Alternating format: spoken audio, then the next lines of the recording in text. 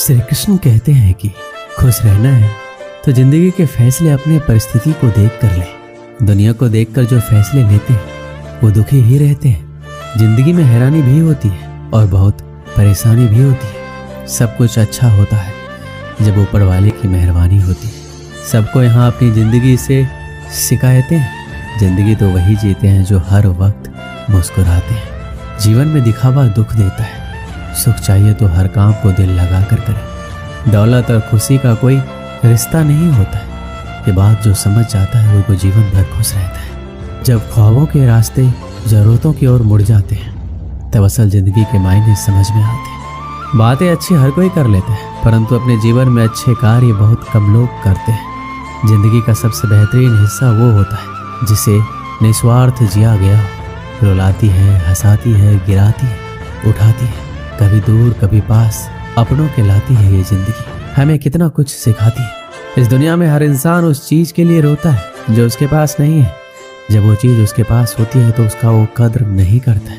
जितना गैरों से सतर्क रहते हो उतना ही अपनों से भी सतर्क रहना चाहिए, क्योंकि सबसे ज्यादा धोखा अपने ही देते। यही जीवन की सच्चाई है। 1 रुपए की औकात रखने वाले 1 लाख बताएंगे। ऐसे लोग सिर्फ आपका दिल दुखाएंगे। ऐसे लोगों से दूर रहना चाहिए। जिंदगी में कोई तब तक ही ईमानदार रहता है जब तक उसे बेईमानी का मौका नहीं मिलता है। अगर आप काबिल हैं तो आपके हिस्से में मुश्किलें जरूर आएंगी। ये मुश्किलें ही आपका ताकत बढ़ाएगी। बेवजह और बेसमय जो सोते हैं वो जिंदगी भर रोते हैं। उम्र भर बोझ उठाया कील ने और लोग तारीफ सिर्फ तस्वीर की करते हैं। ऐसा जिंदगी में भी होता है। अगर जिंदगी में सुकून चाहते हो तो फोकस काम पर कर, लोगों की बातों पर नहीं। जिन्हें खुद पर भरोसा नहीं होता है वो अक्सर भाग्य और दूसरों को दोष देते हैं। जिन्हें खुद पर भरोसा होता है वो सिर्फ कोशिश करते हैं। आज के दौर में छोटी सोच वालों की संख्या ज्यादा ही बढ़ रही है, जो दूसरों को सिर्फ नीचा ही दिखाने का प्रयास करते हैं। जीवन में जो गुरूर को दूर रखते हैं वही तरक्की के लिए तैयार होते हैं। जीवन में तभी कुछ पाओगे जब मुसीबत से नहीं घबराओगे। अपनी जिंदगी में ये हमेशा याद रखना कि आप कितने भी अच्छे हो, अगर बुरे लोग हैं तो आप गलत ही सीखेंगे। अगर आप कितने भी बुरे हैं और अच्छे लोगों का साथ है तो कुछ अच्छा ही सीखेंगे। जिंदगी का एक उसूल बना लो, किसी का दिल नहीं दुखाएगी। सच कहता हूँ, खुशियाँ तुम्हारी कदम चूमेगी। जिंदगी में जो जैसा मिले उसे वैसा ही अपना लो। रिश्ते निभाने आसान हो जाएंगे। कारण चाहे जो हो, यदि आप अपने जीवन में उदास हैं तो आप कभी भी अपने उद्देश्य या लक्ष्य को प्राप्त नहीं कर सकते।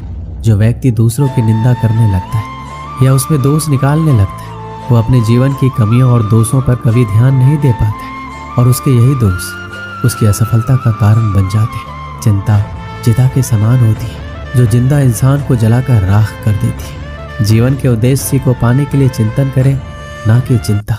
दिखावा वही करते हैं जो अज्ञानी और अहंकारी होते हैं।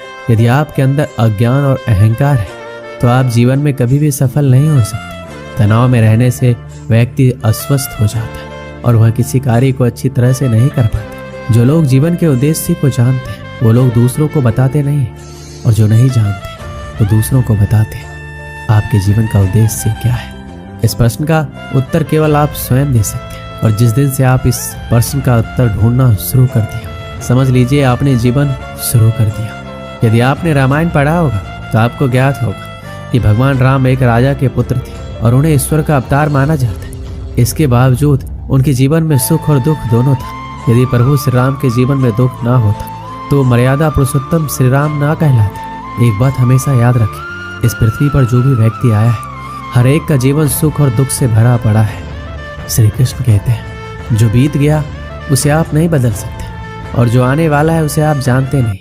इसलिए भूतकाल और भविष्य काल की चिंता छोड़ दें।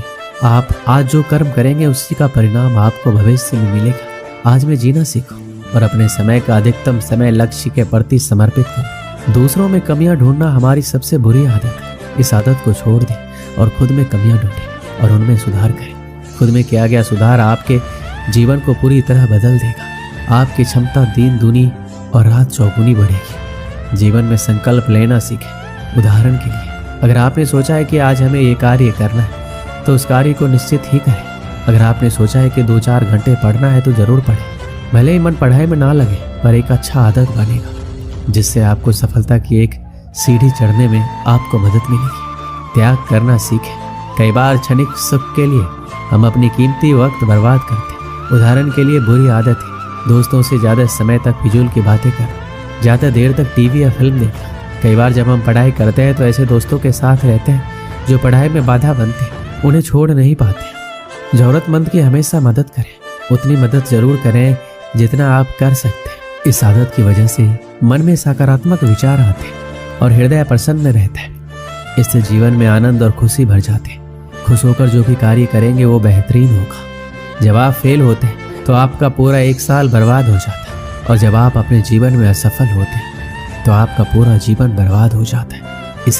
इसलिए समय का सही सदुपयोग करें। श्री कृष्ण कहते हैं अपने कार्य को ईमानदारी पूर्वक करें, खुद से झूठ ना बोलें। जो आप नहीं कर सकते उसे छोड़ दें, जो कर सकते हैं उसे बेहतरीन तरीके से करें। यही बात आपको सफल बनाएगी। समाज परिवार के डर से निर्णय ना लें। जब सफल होंगे तो सब आपकी तारीफ करेंगे। समस्या का समाधान ढूंढे, बहाना नहीं, क्योंकि असफल लोग ही सबसे अधिक बहाना ढूंढते और सफल लोग समाधान ढूंढते।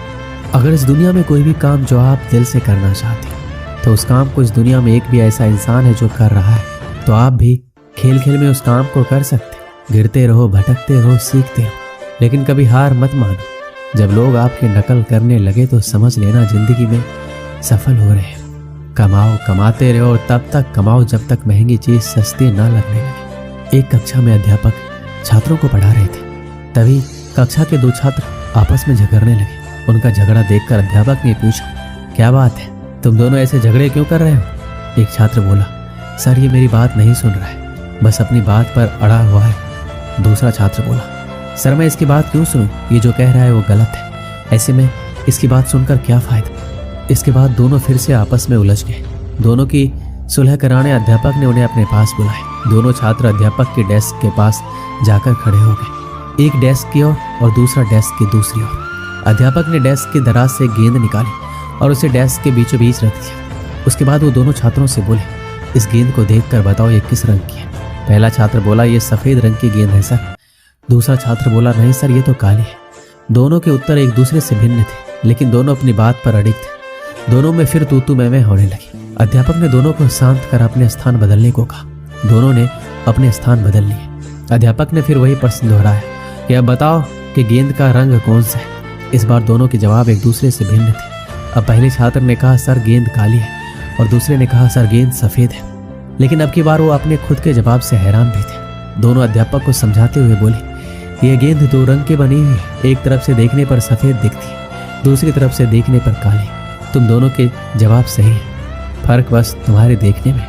जिस जगह से तुम इस गेंद को देख रहे हो वहां से तुम्हें ये वैसे रंग का दिखाई दे रहा है। जीवन भी वैसा है। जीवन में किसी भी चीज, किसी भी परिस्थिति या समस्या को देखने का नजरिया भिन्न हो सकता है। ये जरूरी नहीं कि जिसका मत आपसे भिन्न है वो गलत है, ये बस नजरिए का फर्क है। ऐसे में हमें विवाद में पढ़ने के स्थान पर दूसरे के नजरिए को समझने का प्रयास करना चाहिए।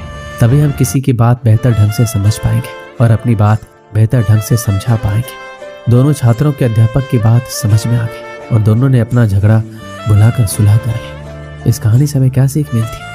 जीवन में परिस्थितियां भिन्न हो सकती, उन परिस्थितियों के प्रति लोगों का नजरिया भिन्न हो सकता है। हम अक्सर किसी भी परिस्थिति को जाने बिना अपनी टिप्पणी दे देते हैं और अपनी बात पर अड़ जाते हैं। ऐसे में विवाद या बहस की स्थिति निर्मित होती है जो अंततः संबंध बिगाड़ने का कारण बन जाती है। इसलिए किसी भी बात पर अपनी टिप्पणी देने के पहले परिस्थिति या मामले की अच्छी तरह जानकारी ले लेनी चाहिए। साथ ही यदि मत भिन्नता की स्थिति बने तो दूसरे के नजरिए को समझने की कोशिश करना चाहिए ताकि विवाद नहीं बल्कि बेहतर संवाद स्थापित हो सके।